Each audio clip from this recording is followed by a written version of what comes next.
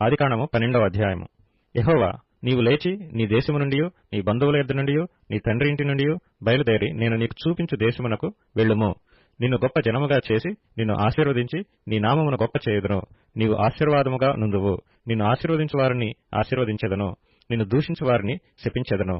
భూమి యొక్క సమస్త వంశములు నీయందు ఆశీర్వదించబడునని అబ్రాముతో అనగా, యెహోవా అతనితో చెప్పిన ప్రకారము అబ్రాము వెళ్ళెను.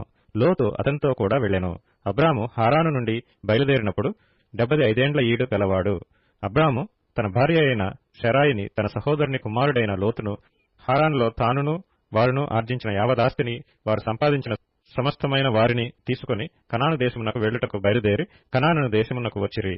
అప్పుడు అబ్రాము షెకెమునందలి యొక్క స్థలము దాకా ఆ దేశ సంచారం చేసి మోరే దగ్గరనున్న సింధూర వృక్షమునొద్దకు చేరెను. అప్పుడు కనానీయులు ఆ దేశములో నివసించిరి. యెహోవా అబ్రామునకు ప్రత్యక్షమై, నీ సంతానమునకు ఈ దేశమిచ్చెదనని చెప్పగా, అతడు తనకు ప్రత్యక్షమైన యెహోవాకు ఒక బలిపీఠము కట్టెను. అక్కడి నుండి అతడు బయలుదేరి బేతేలకు తూర్పుననున్న కొండకు చేరి, పడమటనున్న బేతేలునకును తూర్పుననున్న హాయికిని మధ్యను గుడారము వేసి అక్కడ యెహోవాకు బలిపీఠము కట్టి యెహోవా నామమున ప్రార్థన చేసెను. అబ్రాము ఇంకా ప్రయాణము చేయుచు దక్షిణ దిక్కుకు వెళ్ళెను. అప్పుడు ఆ దేశంలో కరువు వచ్చెను.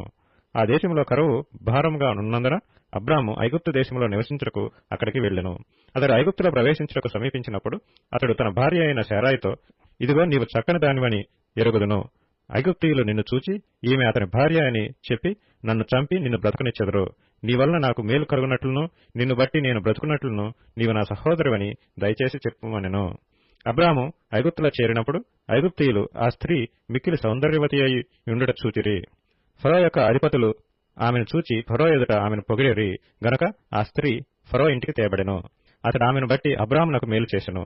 అందువలన అతనికి గొర్రెలు, గొడ్లు, మగ గాడిదలు, దాసులు, పనికత్తెలు, ఆడుగాడిదలు, ఒంటెలు ఇయ్యబడెను.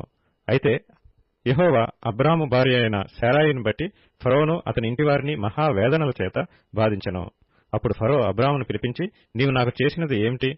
ఈమె నీ భార్య అని నాకెందుకు తెలపలేదు? ఈమె నా సహోదరి అని ఎలా చెప్పితివి?